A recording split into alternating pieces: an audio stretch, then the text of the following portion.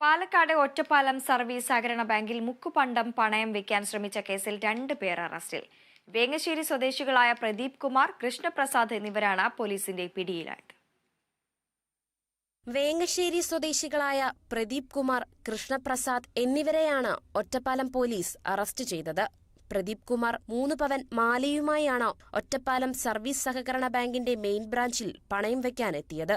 വ്യാജ 916 മുദ്രയോടുകൂടിയ മാലയുടെ കൊളുത്ത് സ്വർണമാണെന്നും കണ്ടെത്തി.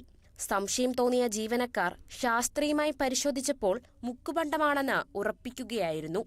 തുടർന്ന് ബാങ്ക് ജീവനക്കാർ പോലീസിനെ വിവരമറിയിച്ചു. പ്രദീപിനെ കസ്റ്റഡിയിലെടുത്ത് വിശദമായി ചോദ്യം ചെയ്തപ്പോഴാണ് മാല കൊടുത്തുവിട്ടത് സുഹൃത്ത് കൃഷ്ണപ്രസാദാണെന്ന് വ്യക്തമായത്. തുടർന്ന് കൃഷ്ണപ്രസാദിനെയും കസ്റ്റഡിയിലെടുക്കുകയായിരുന്നു.